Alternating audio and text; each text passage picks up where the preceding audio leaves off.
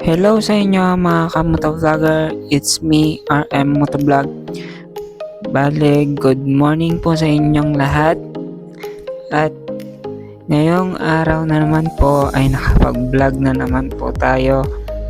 At ngayong araw ay Monday, January 26. Malapit na naman po ang February mga kamotovlogger. Yes.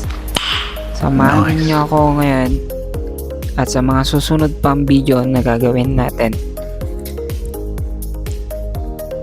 Ngayon ay ibinlog ko po yung papunta po sa aking trabaho para makita nyo po yung araw-araw na ginagawa ko. So ayun mga kamotovlogger, samahan niyo na lang po ako. Manood na lang po kayo hanggang huli. At kung ano yung mapag-iisipan nating ikwento sa inyo, ikikwento natin dito sa bidyong to. Let's go mga kamotovlogger.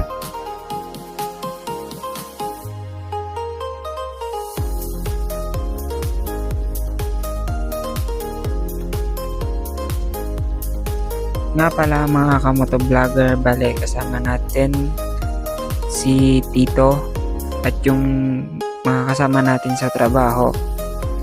And yun, maganda-ganda rin naman yung araw. Yun nga lang, sobrang lamig ngayon dito sa Baguio. And yun, kailangan nating tiisin na pumasok sa trabaho ng maaga kahit na napakaginaw mga kamotovlogger. And yun, kahit maaraw talaga, hindi mo ramdam yung init, kundi yung lamig ang nararamdaman mo rito ngayon sa Baguio. Kaya shout out po sa mga nakakakita sa akin sa daanan o sa mga pinupuntahan ko.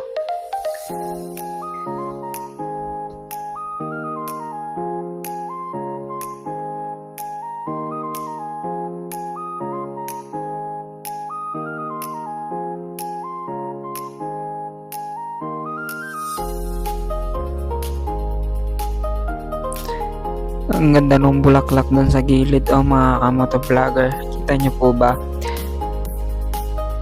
Itong dinadaanan po natin ay marami pong tanawin na makikita at sobrang ganda po ritong dumaan. Kahit saan naman po siguro sa sulok ng Baguio, may mga madadaanan ka talagang maganda. Kaya manood na lang po kayo mga kamotovlogger dito sa bidyong to. At makikita nyo kung ano yung mga dinadaanan po natin, kung gaano rin po siya kaganda. Traffic siya mga kamotovlogger. Bale, dito po tayo dadaan sa taas para hindi po tayo matraffic at malate sa trabaho.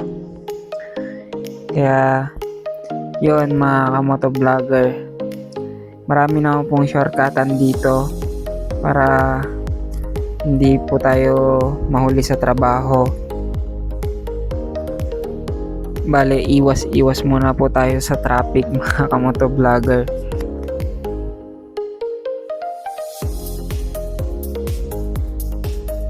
Oh my God!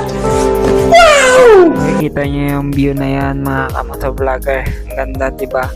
Yung mga bahay sa bundok, hindi po siya nakakasawang tignan.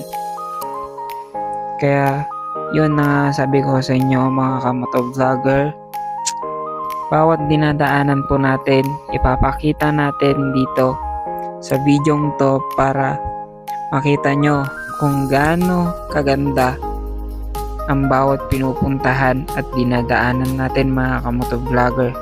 Kaya shout out sa mga nakakakita sa akin na nagbibideo dyan. Huwag po kayong mahiya na humingi ng sticker sa akin o mag-alangan na mag-hello dito sa video. Mga kamotovlogger, kita-kits po hanggang sa trabaho mga kamotovlogger.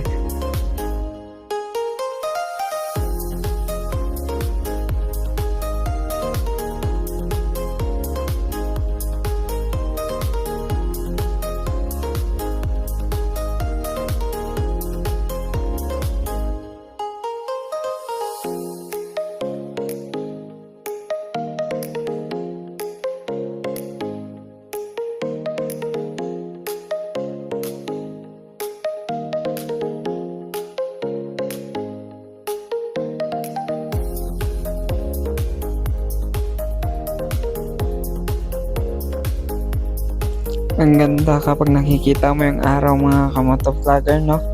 Parang ang payapa lang ng mundo kapag may araw. Tapos ganito pa yung mga view na makikita mo. Ang payapa talagang isipin.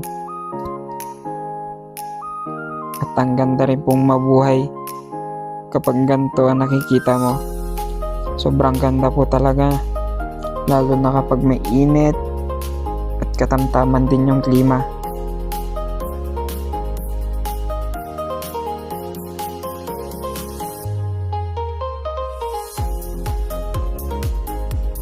Sisiglahin ka talaga mga kamotovlogger pag ganito, no?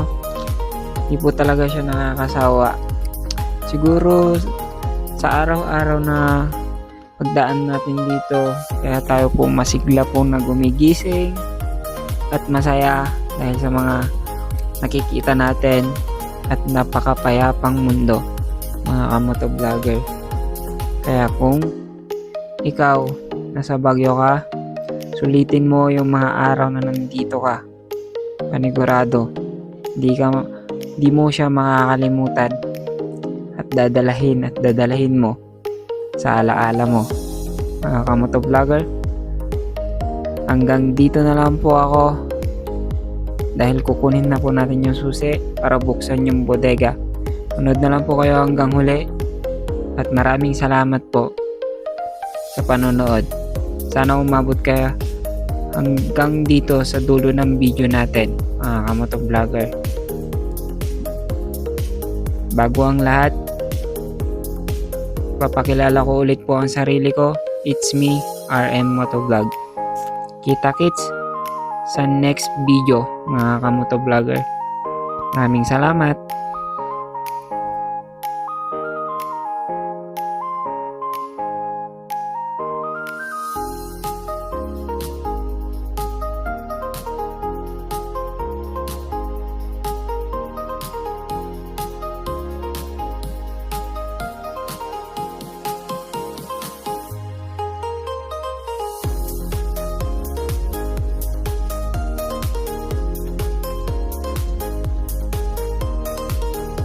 Nga pala mga kamotovlogger, may nakalimutan po tayo. Bale, sila po yung kasama natin dito sa trabaho. Tuwing umaga, sila po yung nakakasabay po natin na pumunta rito. Tingnan nyo sila, yung dalawang yun na nasa gate. At si Tito na pumasok doon sa paradahan ng sasakyan. Yun, sila yung mga kasama natin at yung iba wala pa. Ito nga pala yung bodega. Yun lang mga kamotovlogger. See you next vlog po.